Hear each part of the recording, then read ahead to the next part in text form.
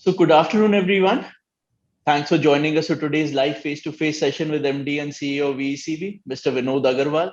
With uncertainty once again due to COVID, we had received an overwhelming response, feedback from our CV industry community that they would like to understand from Mr. Agarwal what lies ahead in these challenging times. And we are really honored that he took out the time from his really busy schedule to be with us here today, sir. We really appreciate it. And this session is brought to you by the team at Commercial Vehicle Forum, or as we are more popularly known, CVF. My name is Rohit Devan, and I'm the event director at CVF. While most of you are already aware, but let's say some of the new attendees who are joining us, just to give you a quick introduction, CVF is India's premium C-level commercial vehicle and road transport event. And so before we begin this session today, I wanted to take this time to especially thank our partners, Deluxe Bearings and Belmax Group for supporting this session. Now coming to the agenda for today's session, post the end of this welcome presentation in a minute or two, we will be having a fireside chat and we'll run few polls during the session. Then finally, we will close with an audience Q&A at the end. So before we start this session, just wanted to share a small ground rule. I would request you all to direct any questions you may have to the Q&A section at the bottom of your screen. I'm asking you to do that as it helps us to refer to your questions in a more focused manner. You can also choose to upvote these questions. This helps us in addressing the most burning topics. So please note once again, questions to be entered in the Q&A section at the bottom of your screen. We also invite you to share your insights in the polls that we will be flashing on your screen at regular intervals. And do note that we have this session, running live on YouTube. So if any of your colleagues are not able to log on, they can definitely go onto YouTube. You will also be receiving a recording of this session on your email post the completion of the session. Apart from that, I request you to share your insights in the feedback form that will automatically open when you exit the session. And so without further ado, I would like to now welcome Mr. Agarwal, who is an industry veteran with over 40 years of rich experience in general management, finance, and operations, and has been leading VE commercial vehicles since 2010. In his long and successful career with Eicher Group, spanning over 36 years, he has held several management positions, including Chief Financial Officer of the Eicher Group and President of Eicher Trucks and Buses. Over the years, he has also won several awards for his contribution to the commercial vehicle industry, including, the CV Man of the Year twice in 2009 and 2014. And next, join me in welcoming our moderator for the session, Ms. Hetal Gandhi, who's director at CRISIL Research. Hetal has spent almost 15 years at CRISIL analyzing India's corporate landscape, and she currently looks at consumption, infrastructure, and technology verticals at CRISIL with a special focus on automobile and auto component sector. Over to you, Hetal. Yeah, thank you so much. I suppose my video is being switched off from. Yeah. I think you can just switch it off. Yeah, thank you so much. So thank you everyone for joining us for today's session with Mr. Agarwal. Welcome, Mr. Agarwal, for this session. I think being a commercial vehicle veteran, there's a lot to speak at this point, specifically from a CV recovery point of view. So let's, clearly deep dive into what to expect from the commercial vehicle industry. Research which CRISIL has been doing indicates that we have seen a fall like never before, almost 2.5 years of volume drop for the CV industry. We saw volumes dropping right from the time axle norms were introduced in the industry. And given that the overcapacity which was being generated post axle norms in 2018-19, it has been a while since we saw any positive momentum in volumes. So we wanted to first at the outgo understand from you, Mr. Agarwal, do you believe that, given what happened with axle norms and overcapacity being generated, is there a structural recovery which is clearly there on the cards? Definitely, I think commercial vehicles have gone through a very rough patch in last 2 years plus now. And so recovery definitely is going to happen. And if you look at Q4 of last year, the recovery was happening, in fact. Just to give you a little bit of perspective on this, if you go back to 2018-19, that was the peak year for commercial vehicles when 3.5 ton and above. I'm not including the small commercial vehicles, which are Yes. 2 ton and half ton or 1 ton. So if you exclude that 3.5 ton and above, the industry size was 556,000, which was the peak, over the years. So that was the highest, the best year for the commercial vehicle industry. Then of course, next year it dropped by 40%. Now that drop, as you mentioned, it was also due to the axle load norms, because suddenly the government decided that the axle loads go up by 20%, and which resulted in some sort of overcapacity. Apart from that, of course, that was also the year when there were a lot of financing related constraints because Right. of ILFS and various other issues which suddenly came up during that year. So as a result of that, the industry dropped by almost 40% in 1920. And then, of course, from 1/4/2020, BS6 norms were to uh, Hmm. kick off. And then of course, the lockdowns, and last year was, the first quarter was extremely bad, and second quarter, and then third quarter onward, the recovery started. But all put together, if you look at last year the first half was 50,000 only. If you again 3.5 ton and above, and second half was 180,000. Hmm. So last year total was 230,000, which is again over the previous year, which was 40% drop over 18-19. So last year was further drop of 30%. So that was the situation. And out of that, if you bifurcate quarter by quarter, quarter four was in fact quite good. Quarter four, uh, if you uh, if you now multiply quarter four by four, then you will reach maybe close to 400,000. So so therefore, uh, I would say that the quarter four was a good recovery period, and already recovery has started. But at the same time, the numbers were still lower than the uh, 2018-19. 19. Uh, Correct. then there are a few other things which are very important. For example, in commercial vehicle industry, the replacement cycle is 5 to 6 years. Correct.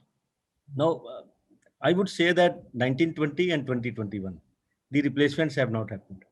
Hmm. There is a lot of pent up demand because of replacements. Uh, then axle load norms. No, axle load norms were changed in 1890 or 1920. Now, the vehicles were designed along with BS6 to take care of the revised axle load norms. The Hmm. old vehicles which are running yeah, on the road with the new axle load norms, but the old designed trucks. No, they are not productive. So if Hmm. you look at the productivity side of it, uh, the productivity is going to go up if you use new BS6 trucks. Therefore, lot of replacement is overdue. Uh, that replacement is, if the with the better infrastructure, better expectations of customer, e-commerce customer, they are expecting deliveries in particular fixed times. So Hmm. therefore, replacement in fact, it's going to be very, very strong once the market comes back, when the confidence gets restored in the economy, or the lockdowns are lifted and people are more confident that the COVID is behind. I think this demand is going to go up significantly. And so therefore, I would say, if you leave aside COVID related impact, uh, then this industry will come back very fast. So Yeah. therefore, there's nothing to worry about. We have to sustain the difficult period, but the industry will be back very strong. I think you made a very good point while answering the first question, and that was about productivity benefits from BS6 vehicles, and also the fact that there will be a need to shift to better productive vehicles, and the replacement cycles have not actually panned out in the last 2 years. Now, if we look at the current way things have been going, and some lead indicators like freight rates or diesel consumption, we have clearly seen a drop from second half of March in terms of sentiment in the CV industry. Further, almost 45% of our cases today are coming from the rural area. So, there, in a way, we also hear from the ground that availability of drivers, constant utilization of the trucks might also be an issue. So, how do you look at it that this entire replacement cycle with an improvement in sentiment can come how fast with the current second wave. So do you expect things to improve only in the second half, or you expect it to improve more in the next financial year? How does you and your organization actually look at this situation? Look, CV industry is directly related to economy. Correct. There is a economy is growing and there is good growth and there is good demand for goods and services.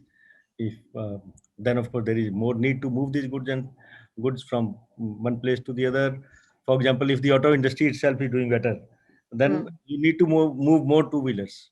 Correct. Who the factories are producing, say, Hero is producing 6 million motorcycles. Then all those 6 million motorcycles have to move from their factory to the distributor to the dealers, or then they have to get all those parts. So similarly for cars. So therefore, if the economy is growing, if the auto industry is growing, if the FMCG is growing, if the consumer durables are growing, uh, then of course the CV industry has to grow. Now the diesel rates have gone up significantly. Freight rates currently are not going up; they are dropping. These are all because today the demand is less. Lockdown, there is less movement of goods. Trucks are standing idle. So it's direct demand and supply situation. If the supply of trucks is more, demand is less, then the freight rates will drop. But the reverse is also true. When the economy is going to fire, uh, then the demand for trucks is going to go up. And if there are less number of trucks, the freight rates will go up. So the diesel and all the fuel, of course, it's not good. Fuel increase is very high and it is impacting the industry. It is impacting the overall economy. But at the same time, as far as the trucking industry is concerned, if the fuel rates go up and if the demand is good, then the freight rates will increase. There is no other way, because otherwise we won't get trucks. The truckers, they will not buy trucks. They will not supply trucks if they are not getting the right realizations, or right, they are not able to do good business. Why will they remain in this business? And if the goods have to move, people have to be in this business because it's a good business. It's a good business. Currently it is down because the industry is down, economy is down. So therefore I'm not concerned about the freight rates not going up or fuel rates going up. Per se it is not good for the economy as a whole. But as far as trucking is concerned, when the demand comes back in the economy, there is no other way. The freight rates are bound to go up. The truckers will pass on the fuel hikes. They will recover their right margins so that they stay in this business. So, Okay. and now when the recovery is going to start, I think my expectation is that wave two is coming under control now. If you look at the cases have come down significantly, and people also have learnt a lot of lesson from wave two. If you look at, it has touched almost every house in, at least especially in Delhi. Uh, so therefore, people are much more conscious. People have lost so many precious lives, and so as a result of that, I think everyone is absolutely shaken up. So they know how to handle it, how to take care of it, and the government is also more conscious. So if the wave three also comes, I think we will be better prepared how to manage even wave three.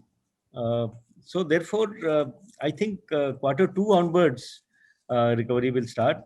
June will be better than May. May is, of course, is going to be very bad. April was bad. May is going to be even worse than April. And so June, I expect that it will be better than May. However, quarter two, you could expect that the recovery will start. Okay. Great. So I think you also touched upon on usage where trucks are being used, and that brings me to my next question. That within the three larger or broader categories, which is light commercial vehicles, medium and heavy commercial vehicles, and the buses segment, which segment do you believe would show a much more resilience and would bounce back very sharply in fiscal 22 as compared to the other two, and what gives you that confidence? Look, the real recovery always starts with the heavy duty trucks. They are the large trucks. When the economy starts doing well, the core sectors start moving faster, like cement, steel, uh, coal, and all these commodities. And then all those are moved with the heavy duty trucks. And heavy duty trucks have suffered the most.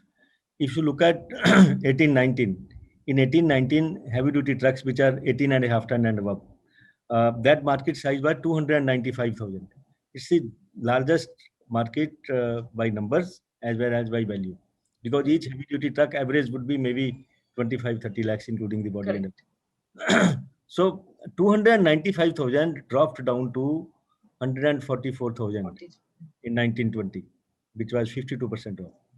And next year, last year, 2021, it dropped to 111,000, which is further drop of 20%. So from a peak of 295, we are down to 111,000.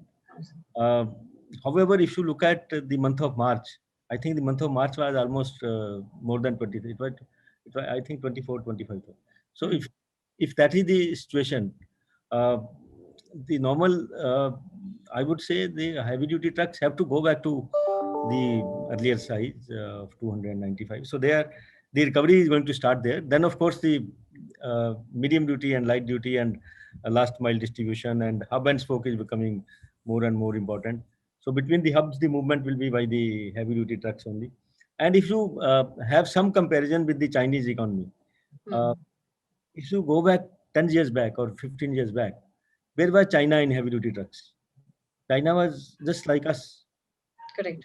To 5, 6, or it was just I think around 200,000 heavy duty trucks. And what is the heavy duty trucks now in China? 1 million plus. Yes. So that's how they have gone up with heavy duty trucks when the infrastructure improves. And in heavy duty trucks, the maximum volume also start coming from the tractors, trailers, because there you can move the bigger cargo. And in fact, we are already experiencing it in Volvo trucks. Like for example, some of the customers, we are giving them our bigger trucks, you can say the pullers, and then they are having this huge movement of voluminous goods very, very efficiently, like deliveries. I can tell you the name of the customer. They have taken 20 trucks and they have followed up with another 40-45 trucks. So they are able to save money. And then, so it means more and more movement of cargo or express cargo, e-commerce type of cargo. That is going to be moved by bigger trailers. They are going to be much more efficient, much more economical. And so you will see more and more migration happening toward the higher segment, to the higher tonnage trucks. So that is another thing you are going to experience. So therefore, when the economy recovers, you will see the recovery happening in heavy duty trucks, followed up by medium duty trucks. In fact, they didn't drop as much as heavy duty. Yes. And if you come down to half ton or 2 ton, there of course the drop was in the minimum, even last year also and a year before also. So now when the recovery happens, the recovery also will happen the same way. Recovery will be faster in the heavy duty trucks and slower in because those the other segments have not dropped so much. Now, if you take buses are in very bad shape. Buses, 5 ton and above buses, last year the market was down 81%. We are down to market size of only 12,000. A year before, 18-19, our market size was 68,000 for buses, 5 ton and above. And 1920, that 68,000 didn't drop much in 1920 because axle load norms or other thing didn't impact the buses because the schools were very, school demand was very strong, staffing segment was very strong, route permits were very strong. So therefore, even in 1920, when the entire heavy duty truck crashed by 52%, buses dropped by only 7%, from 68% to 64,000. And then of course, last year, 64,000 to 11,000, drop of 81%. Because the schools are closed, people are working from home, no staffing movement is happening very less, and there is no intercity. Like for example, Volvo buses, we have a population of around 5,000 buses in the country. Out of 5,000 buses, currently only 100 buses are operating. So this is the type of disruption in the bus market. But it doesn't mean that the public transportation is not required or it is going to get killed. Public transportation is very much required once people confidence come back, once they start dealing with this COVID situation, once COVID is behind us, the transportation will come back in a stronger way. And there again there will be pent up demand, because if the schools are not working currently, it doesn't mean schools they will not open. When they open, they will need buses. And when they open, they will need, again, the pent-up demand will be there also. Because if someone was to replace, suppose a bus last year and didn't replace, it means that replacement is going to happen whenever the things open up. And in that year's replacement also will happen. So therefore, there will be pent-up replacement demand even for the buses. However, the people confidence in moving from one city to the other, or schools, children have to start going to schools. Now, wave 3 again is creating a lot of scare. That wave 3, Correct. a lot of people are saying that it is going to impact more children. No, that means that schools will still parents will not feel safe to send their children to schools.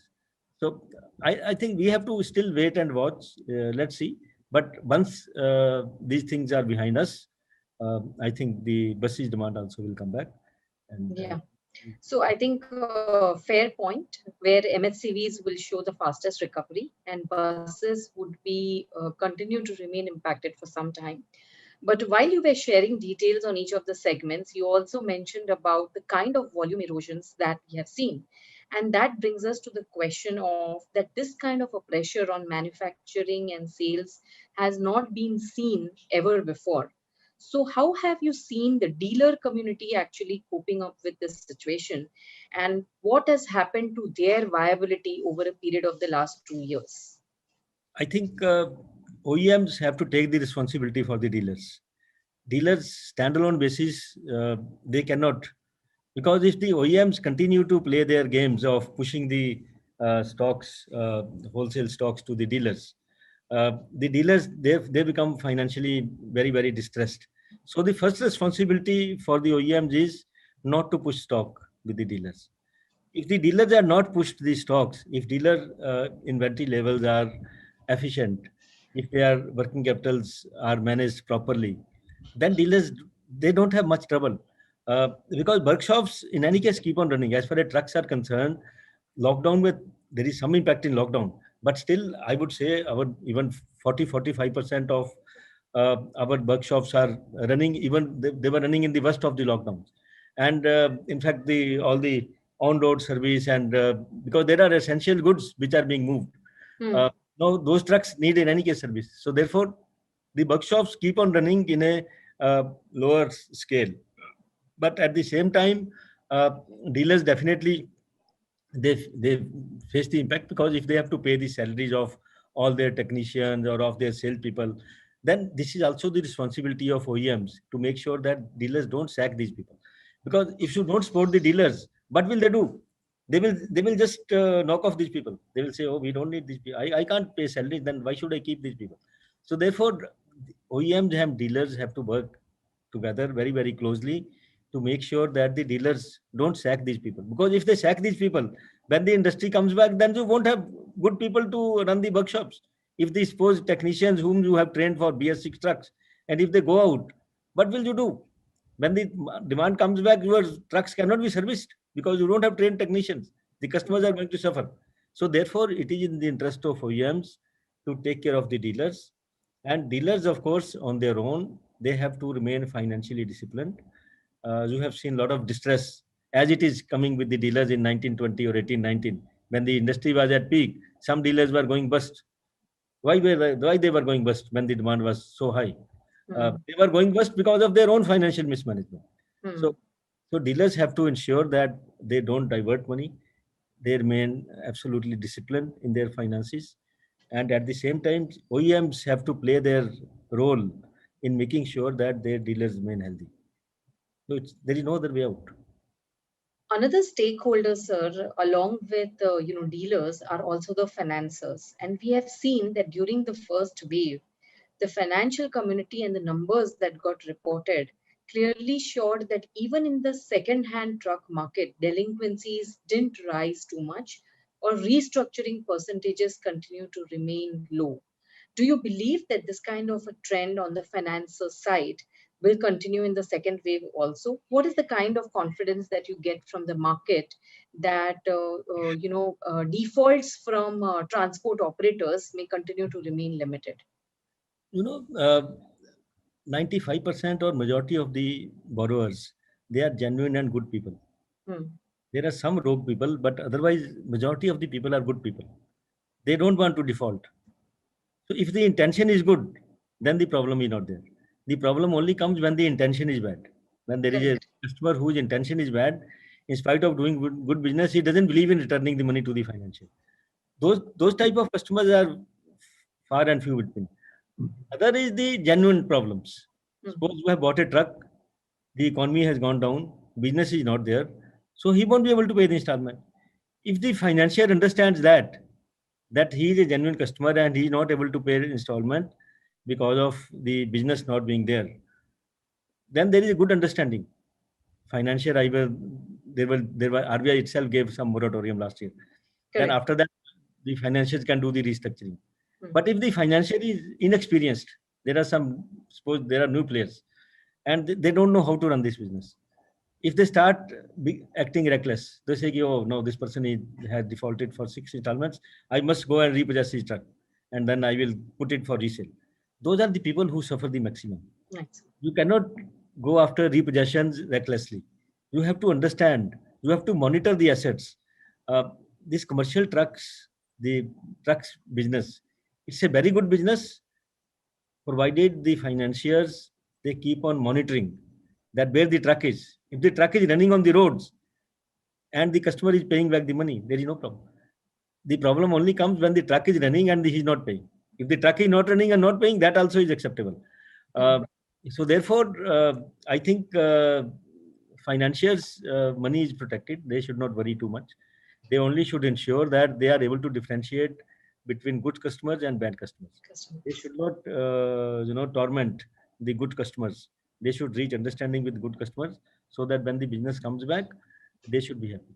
Uh, another thing, uh, you know, another thing which is very important is transportation business per se is a good business. Hmm. Some people ask, what is going to happen? There are going to be a lot of defaults. People are becoming bankrupt and all that. If the business model is good, if some people become bankrupt, they are not able to run their business, they will have to close the business, shut shop and go out of it. Financiers also may lose some money in those cases. Now, if the business is good, new players will come in. Hmm. New people, new entrepreneurs who will say, oh, that transportation business is very good. Why not I enter here? That's what happened in infrastructure companies. When the infrastructure companies, lot of companies went bust. Did the infrastructure work stop? Yeah. We saw that clearly in sectors like roads, where there were new players that New actually people entered. have come in, no, because business is good. Correct. Business, if the transportation business is good, people may go in, come in and go out. The business will keep on going. And some people who are financially indisciplined, they will go out of business. They will have to close their business. Some people who are good entrepreneurs, they will come in. They will say, oh, good opportunity. Let me start transportation business. So you will see a lot of churnings. Right. So I think that's a great insight. So we have spoken about the domestic market. We have also spoken about the key important stakeholders in the domestic market, which is dealers, transporters, and financiers. Looking at the second wave and the way things have panned out, the global economies are actually coming out of the second waves, and vaccination percentages are also rising up substantially. Do you see an opportunity for commercial vehicle OEMs, specifically from an export market point of view, in the current times? Export markets are always very, very important and attractive because Indian trucks also, once we are in BS6, our quality of our trucks have gone up significantly. Correct. Technology has improved. Now we can compete with Japanese trucks. Therefore, Southeast Asian markets are very, very attractive. Targets should be very attractive targets for us. And those markets are also very large. For example, Indonesia, Malaysia, Thailand. These are large markets. Indonesia market is very large for light and medium duty trucks. Similarly, Malaysia market is large. Or some of the African markets are very large. Middle East there is some specific segment, and they all need better trucks. And now we are our manufacturers here, like especially VCV, we have excellent trucks. We can compete very well with Japanese trucks, and therefore I think that's a good opportunity for us for exports. And Right. it's not only the Southeast Asian markets, South Asian markets like Bangladesh and Nepal, but other markets, Southeast Asian, Africa. Africa also, there are North African markets like, for example, Morocco or Algeria or Egypt. They are better markets, or South Africa. They are better developed markets, and then you need better trucks there. And similarly, there are Latin American countries.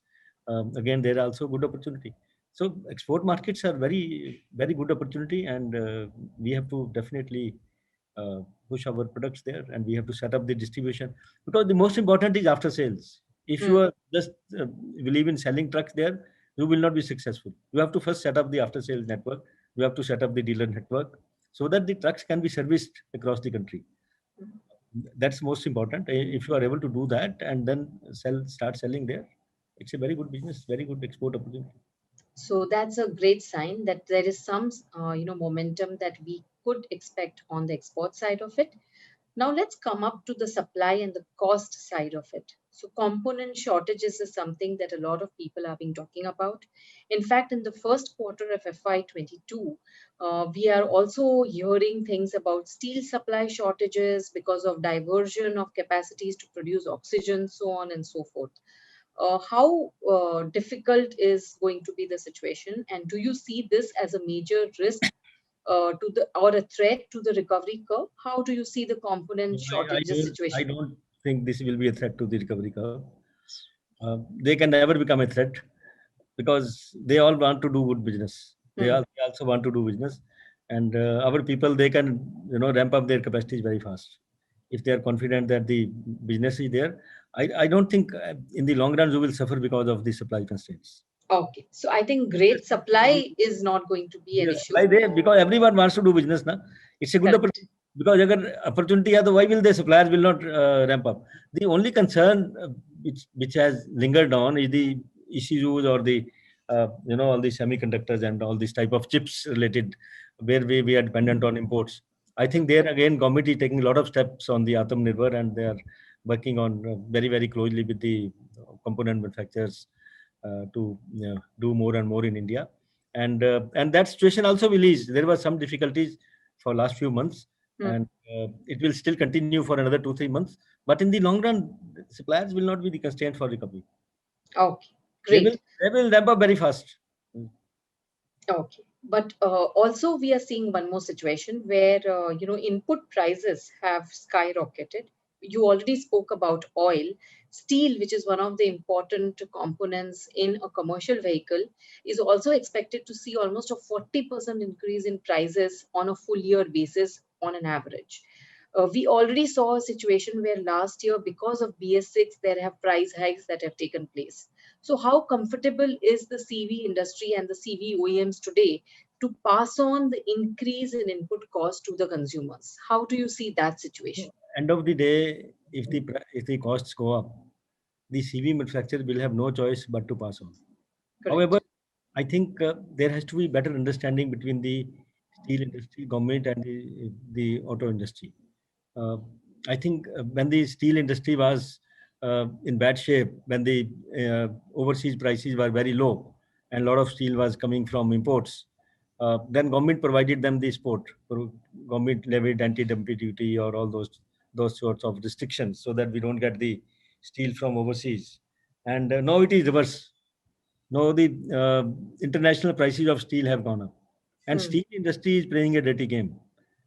They are basically trying to jack up the prices here in line with the international prices, and they are Hmm. exporting and interest. So this is where the government has to tell the steel industry that when you were in trouble, when the international prices were low, that time the government protected it. Now the international prices are higher. Why are you trying to go after the international? You are trying to increase your uh, costs here in line with the international prices. That's what they are doing. They are Hmm. first taking up the retail prices very high, and then they are jacking up the wholesale prices, and then this is how it is. They are following a pattern because still there is a gap between international prices and domestic prices by almost 15-20%. That is Hmm. why they are keeping on coming back with the increase in demand for increase in price for steel. I think that is where I'm saying that there has to be better understanding between steel industry and auto industry and the government of India, because Government of India, when they provided a lot of protection to them, I think same way they have to put some restrictions on them. Right. It can't be that in the trouble times you are giving protection and this type of time you are profiteering. And look at the profits of steel industry. Correct. They're all making bumper profits. Look at the share prices. Yeah. So I think input prices could clearly remain a concern.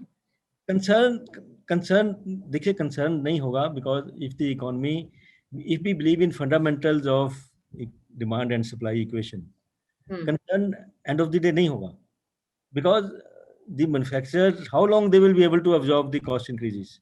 Correct. How long they will be able to keep on fighting between companies themselves that do more discounting and keep on snatching market share from each other at the cost of price? How long they will be able to? Ultimately, the companies will incur huge losses. CV industry, if they continue to behave like this, कि pass on करने की जरूरत नहीं है, discount देते रहो, market share लेना हमें तो क्या होगा finally? You will become bankrupt. Correct. Losses जाएंगे आपको लॉसेस तो बंद करने पड़ेंगे ना. Some days your board of directors or your shareholders will put pressure on you. So you do believe that prices will rise if prices will go up? There is no other way. Correct. No other way. If the input prices go up, it's a matter of time. The entire thing will get passed on. Yeah. So I think last two questions before we go to the Q&A section, and these are both structural questions. We spoke about FY22 recovery curves, stakeholders and impact on stakeholders of COVID. In the long run and structurally, government announced the scrappage policy. CRISIL also did an analysis of that scrappage policy, and what we believe is that there might not be a lot of incentives to lure SFOs to submit their old trucks, and I think the entire execution will remain pretty challenging. What is the sense that you have as an OEM? How do you see the scrappage policy, and do you believe it can bring about any meaningful impact in terms of uplifting numbers in the commercial vehicle industry? First of all, I would say it's a welcome step that at least we have made the first move. Correct. Now, of course, now we will have the learnings from this. Yes. If it is successful, then well and good. If it is not successful, why it is not successful? Then government will take some more steps to make it successful. So therefore, I am optimistic that it's a good move. Now, government will learn from it that what more needs to be done if it is not successful. Let's hope it is successful.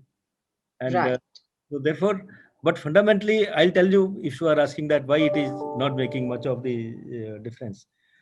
For example, if you ask a person who is running a 15-year-old truck, भाई आपको ये truck replace करना है, आप replace करिए. Why will he replace, first of all? Or how he will replace? He will, because he is running a 15-year-old truck and he says, okay, I can buy a better truck which is maybe 8 years old or 7 years old, and I need 4 lakh rupees for that.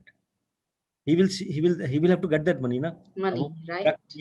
Truck को बेच के लाएगा पैसा. Correct. Truck को बेच के उसको scrap value मिलेगा कुछ उसका. उसको स्क्रैप वैल्यू 1 लाख 1.5 लाख मिलता है. करेक्ट. 2.5 लाख कहाँ से लाएगा वो? फिर उसको आप बोलोगे कि नहीं तो आपको तो पेनल्टीज देने पड़ेंगे, आपको रजिस्ट्रेशन चार्ज बढ़ जाएगा, आपका टेस्टिंग द्वारा करना पड़ेगा. उसमें कितना मांग रहे हो आप? यू आर आस्किंग 20,000 25,000, इतना की है ना रजिस्ट्रेशन और उतना annual. We will see. It is better to pay a registration of 25,000. Otherwise, how will I get 2.5 lakhs? So that is why we had been telling the government that unless it is an incentive-backed scrappage policy, it is not going to work. Absolutely. तो incentive-backed policy में क्या मतलब है कि आप थोड़ा GST में concession दीजिए, so that आप उसको 1.5 लाख स्क्रैप से मिल रहा है, कुछ मैन्युफैक्चरर भी एडिशनल डिस्काउंट देने को तैयार हो जाएंगे. सपोज मैन्युफैक्चरर 50,000 70,000 एडिशनल डिस्काउंट दे देते हैं. उसके अलावा government suppose gives some GST benefit 28% to 18%, and that is a tradable certificate. Suppose they are able to save, suppose heavy duty truck जैसे 30 लाख का आता है और आपने अगर 10% का बेनिफिट दिया तो मे बी 2.5 लाख आप वहां से, तो आप उसके बाद 3-4 लाख रुपया इकट्ठा हो जाएगा. अगर 4 लाख इकट्ठा हो जाएगा तो ट्रक खरीद सकेगा वो, फिर वो बड़ी खुशी से जाएगा खरीदने, तो फिर तो स्क्रैपेज होगा. अगर आप बोलोगे कि नहीं आप स्क्रैप करो जाके और मैंडेटरी नहीं है, this policy is not mandatory, voluntary policy है, तो उसको आप स्क्रैप वैल्यू से 1.5 लाख दे रहे हो और 20-25 हजार उसकी पेनल्टी सेव होती है. क्यों करेगा scrap? Yeah, I think CRISIL is very much on the same lines in terms of. But आप लोगों की रिपोर्ट्स तो बिल्कुल नहीं, कुछ आपने ऐसा नहीं लिखा. Yeah, we have come up with a report that says that scrappage policy. Very positive that it is going to come and it is going to happen. No. Our report clearly states that scrappage policy will actually have no impact in terms of the overall volumes in the industry. I think the last question focuses more on a very, very structural parameter, and that is climate change. Everybody is today talking about it, right from corporates who are being measured on ESG terms to agriculture, where even stubble burning now is becoming an act where people are monitoring how that is being done. I think focus on emissions on the transportation sector has also been because of the same issue. So how do you see fuel transition mixes in India's overall goal of reducing GHG emissions? And given that transportation share has been increasing significantly, what do you believe would be the role the commercial vehicle industry will play over the next 10 years to make India net zero by maybe 2030 or 2050? Look, as far as the emission norms are concerned, uh, which are basically to control the NOx or particulates or hydrocarbon and all that. So there, of course, we are absolutely almost at the world standard only. We are at equivalent to Euro 6 norms, and we step C also, step 2 also will come maybe after in 2023 or 2024. So that thing is moving absolutely in line with the world economy. And other than that, the concern is the greenhouse gases. The carbon dioxide that is emitted from vehicles or auto sector, that constitute almost, you can say, the 60% of the greenhouse gases. So, so the concern is that we have to control these, we have to reduce these greenhouse gases so that the global warming comes down. Because the greenhouse gases, they cause the warming of the planet. Uh, Now, there are a lot of steps which are being taken to do that. One is to movement towards alternate fuels like CNG, LNG, electric vehicles, which will reduce these greenhouse gases. The second is BS4 to BS6 itself. There has been some reduction in greenhouse gases because, first of all, the the uh, parasitic losses or the engines have become more efficient uh, with, when you move from BS4 to BS6. Hmm. And then government is also going to come out with fuel efficiency norms, by which Hmm. they are putting that condition that these vehicles, they have to improve on the fuel efficiency. When you improve on the fuel efficiency, it means you are burning the fuel better. So emissions are less, greenhouse gases become less. So these are the steps, I think, which are happening, which will control these greenhouse gases. And hopefully, I think we should continue to make improvements there. Okay. But do you believe that this will have significant ramifications on the cost of a vehicle? How do you Yeah, see that? cost will go up if you are improving on various technologies, by which the fuel efficiencies have to go up. Because if Okay. you improve the fuel efficiency, then you have to make more investment in the engine Mhm. technology. So that you have to invest, the engine will become more costlier. So therefore, the cost will go up definitely. Okay. Yeah. So I think let's say shift to Q&A that has come from a number of participants. Rohit, should we start taking questions from Yeah, there? yeah, of course. We can quickly, we just have a last few minutes left. Should I Yes. start with the first one, or you have something in mind? We will take a few of them because I think there are almost 90 questions, might not be possible to Yeah. take all of them, but I think important ones. So for example, Mr. Agarwal, one of the question comes from the like of Ms. Sarika Agarwal, who is asking how government's plan for water transportation will impact CV sales structurally in the future.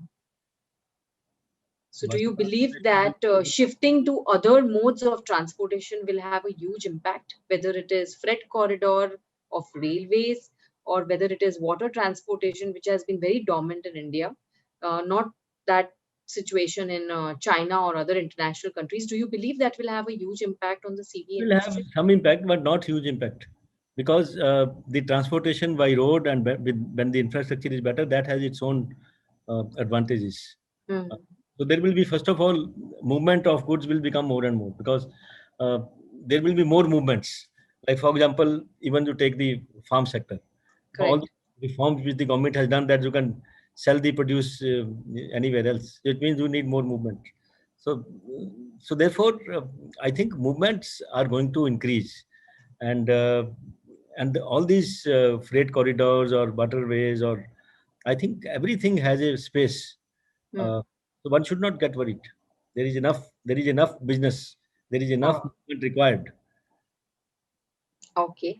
There And is another question from, efficiency, yes, of course, is much more when you are having the road transport, like last mile and all those things will be there. correct.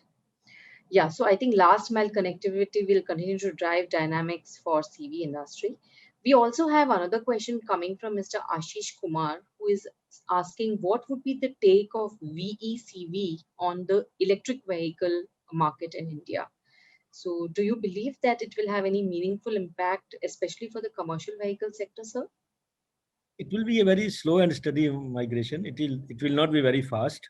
So first it is happening in the buses. You already have seen that there is some movement happening in buses, but there also it's a very slow movement. Hmm. And after that, you will see some movement happening in the smaller trucks for within the city applications, like civic application, like maybe 5-ton truck or 3.5-ton truck. So you will Hmm. see some movement happening there, but it will be a slow migration. There will be migration, but it will be very slow. Okay. There is related question coming from Mr. Tahir K. He's asking, government is pushing for hydrogen as a fuel as well. Do you see the commercial vehicle industry actually adopting it? Yeah, it will. Already a lot of work is going on internationally on hydrogen fuel cell technology. Hmm. And but in India, I think first is the CNG is already a lot of migration has happened in CNG, like Correct.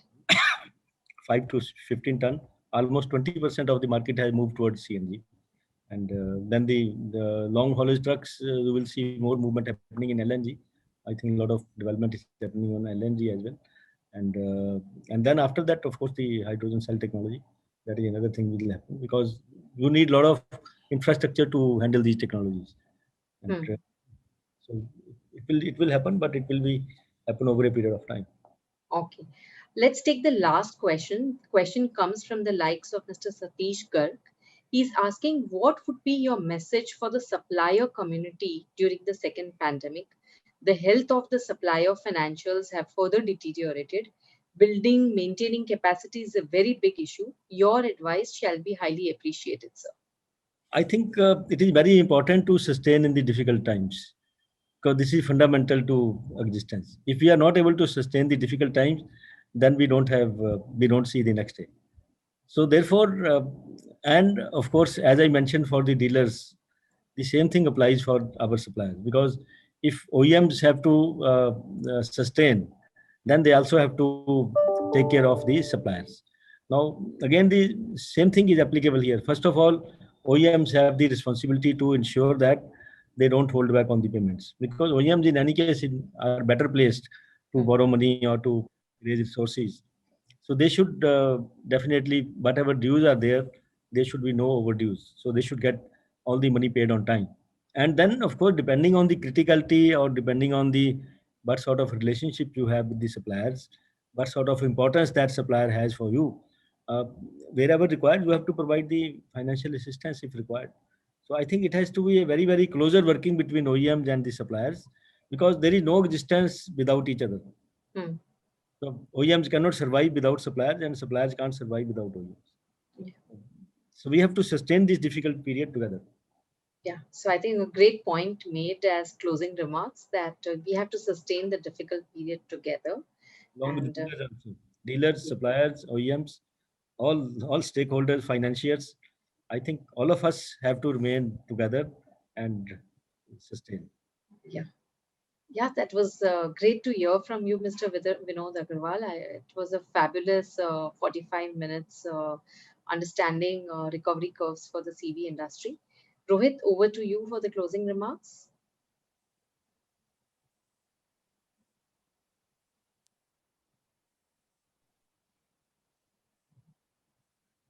Thank you, Hetal. So thanks all for joining us. Your for the today's live face-to-face session with the MD and CEO of VECV, Mr. Vinod Agarwal. I hope you enjoyed this session and found it useful for your business. All of you all have been a wonderful audience, and I would request you all to take a few minutes to share your feedback with us in the form that opens when you exit the session. I wanted to take this time to especially thank our speaker group for taking out the time for the busy schedule. We really appreciate your support, sir. Really appreciate it, Hetal. And I would like to thank our wonderful audience once again for the inquisitiveness and their attention. You asked almost 100 questions. I'm sorry we couldn't cover all of them. We only had Mr. Agarwal for an hour. Maybe we can have a session to sometime later. So I would, and lastly, I wanted to thank our partners for this session, Deluxe Bearings and Belmax Group, for supporting this session. So thank you all for joining us once again. When we will see you next for our session on EV fleets at 3 p.m. on 10th June. In the meantime, here is a goodbye from all of us at Team CVF. So thanks for joining us. Thank you, sir. Thank you. Yeah, thank you so much. Thank you, everyone. Thank you, Mr. Agarwal. Thank you.